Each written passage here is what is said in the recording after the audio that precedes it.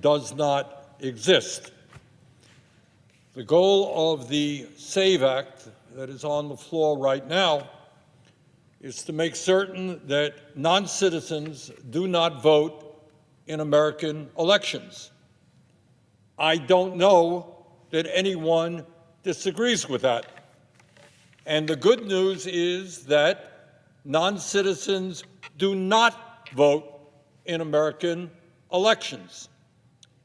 Study after study has shown that the number of undocumented immigrants voting in American elections is virtually non-existent. We are debating a problem that does not exist. The Conservative Heritage Foundation found that over a recent 24-year period, 24 years, there have been a grand total of 77 confirmed instances of undocumented immigrants voting in the United States. 24 years, 77 undocumented immigrants voting. Hundreds of millions of people voted in a 24-year period, and there were 77 instances of non-citizens voting. That is according to the Conservative Heritage Foundation. What about individual states who have looked at this issue? What have they found? Well, the state of Utah found that of the state's 2.1 million registered voters in 2025 and 2026, a grand total, all right, here we go, a grand total of one non-citizen registered to vote in that state. And that individual never cast a ballot. 2.1 million registered voters in Utah, no non-citizens registered to vote. 2024, Idaho reviewed its 1 million registered voters and found 36 possible non-citizens registered to vote. 2024, Georgia, state of Georgia ordered its 8.2 million registered voters and found 20 non-citizens registered to vote. Overall, not only are there a tiny number of people undocumented who are registered to vote, most of those citizens have never even voted. They just registered to vote for whatever reason and were properly removed from the voter rolls. Let us be clear. Federal law already prohibits non-citizens from voting in federal elections, and no state, not one of our 50 states, allows non-citizens to vote in state elections. But, Mr. President, if this legislation were to be passed, it would create a whole lot more problems than it would solve. Under this bill, every American would be required to have a passport or a birth certificate in order to register to vote. Now, what's wrong with that? Well, as many as 69 million married women have last names that do not match their birth certificates and would need to provide additional documentation proving their name change in order to register to vote. Further, an estimated 4 million Americans have had their birth certificate or other necessary documents stolen or destroyed. If you're watching this out there, just think, do you have a birth certificate? How are you going to get a birth certificate? How many weeks, months? How much does it cost? You're going to have to go through all the bureaucracy to get your birth certificate.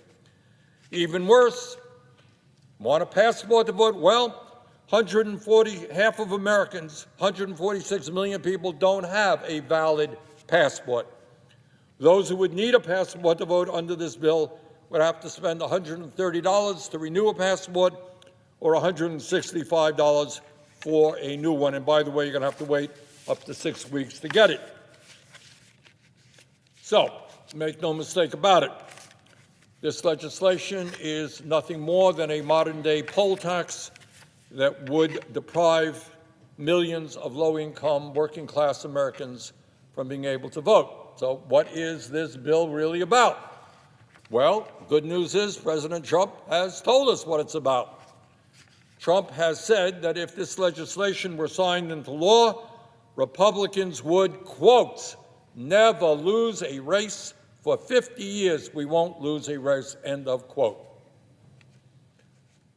Well, my understanding of election reform would be to make sure that the United States made it possible for more people to participate in the political process, make sure that we had one of the highest levels of voter participation rather than one of the lower rates of voter turnout in the world. In other words, we want to strengthen our democracy, not throw millions of people off the voting rolls, so, to quote President Trump, Republicans would never lose a race. Mr. President, instead of spending a week on a non-existent problem, maybe it's time we started to focus on some of the enormous crises facing our country. And let me just take a moment to mention a few. Never before in American history have so few individuals had so much wealth and so much power. During the Gilded Age in this country with Rockefeller and Carnegie, you had a handful of people who had enormous wealth and enormous power. Nothing compared to what exists today. Today we have more income and wealth inequality than we have ever had in the history of this country. Think that might be an issue that we should be talking about? Do you think we might be suggesting that there is something wrong when the top 1% in America now own more wealth than the bottom 93%? Do you think we might be talking about making some changes in an economic system in where 60% of our people today are living paycheck to paycheck, families struggling to feed their kids, pay for health care, pay for rent, pay for child care, pay for the basic necessities of life? 60% of our people live in paycheck to paycheck, and one guy, Elon Musk, owns more wealth than the bottom 53% of American households. Think maybe that might be an issue that we should be talking about? But, Mr. President, one of the reasons we don't talk about that issue and many other vital issues that impact working families is the reality that Congress today is much more concerned about protecting the needs of its campaign contributors, the billionaires who are putting an unprecedented amount of money into the political process, rather than representing the needs of working families throughout America. No great secret. As a result of this disastrous Citizens United Supreme Court decision, the billionaires in this country, Democrats, but more Republicans, putting huge amounts of money into the political process. And the Congress is quickly becoming a corporately owned entity. Maybe we might want to talk about how we get rid of big money in politics and create a democracy in which every person has one vote, not where billionaires can spend unlimited amounts of money to elect candidates who represent their interests.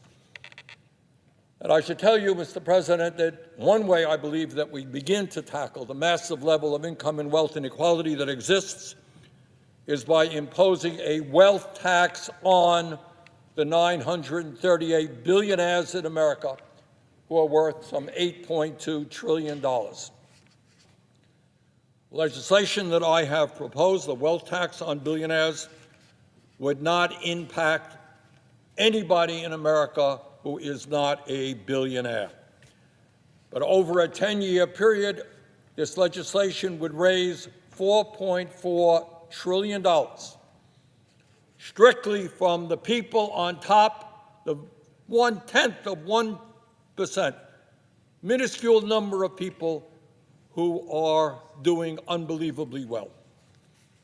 And what would we use that $4.4 trillion for? Well, let me just briefly tell you.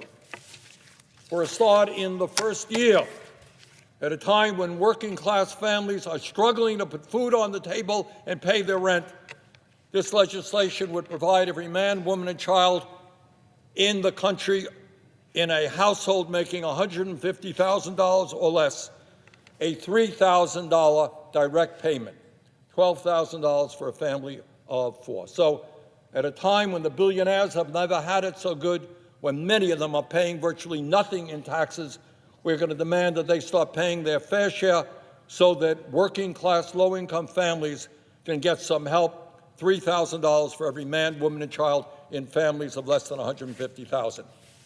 This legislation would end homelessness in America and address the affordable housing crisis by building 7 million units of low-income and affordable homes and apartments.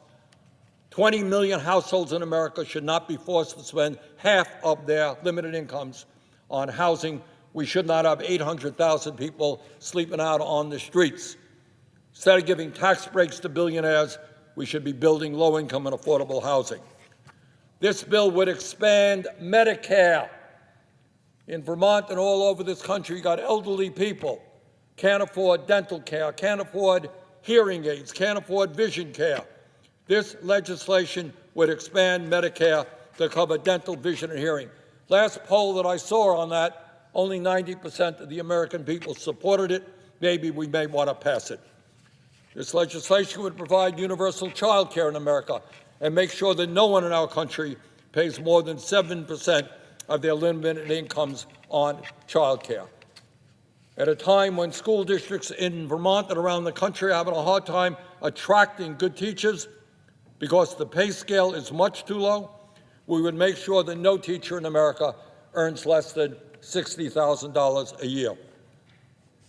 This legislation would also make sure that seniors and people with disabilities receive the home health care they need through Medicaid. And by the way, this legislation would prevent 15 million Americans from losing health care by repealing Trump's $1.1 trillion cut to Medicaid and the Affordable Care Act. And we do all of that just by asking the very wealthiest people in this country, the fewer than 1,000 billionaires, to pay 5% of their wealth in taxes. And you know, after that, I know people, editorial writers all over America, very worried about what happens to poor Mr. Musk and Mr. Bezos and Mr. Zuckerberg. The good news is they will still have enough money with their hundreds of billions of dollars left to feed their families. I don't want anybody to think that the Musk family or the Bezos family will go hungry. We leave them with hundreds of billions of dollars. And the other thing, Mr. President, that we got to do, instead of dealing with non-existent problems like the SAVE Act, we got to address the threat of artificial intelligence and robotics.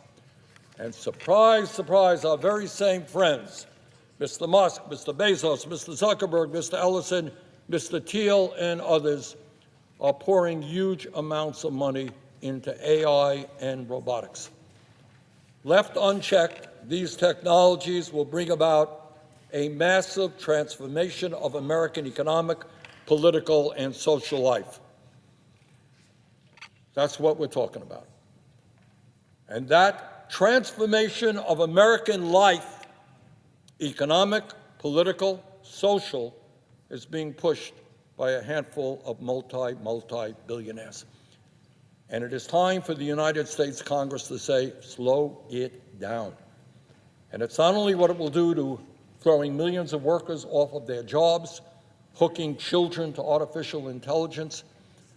I've talked to a number of scientists who believe that we're not talking about science fiction anymore, in the sense that if AI continues to develop and become smarter than humans, the truth is AI may become independent of human control and threaten the very existence of humanity.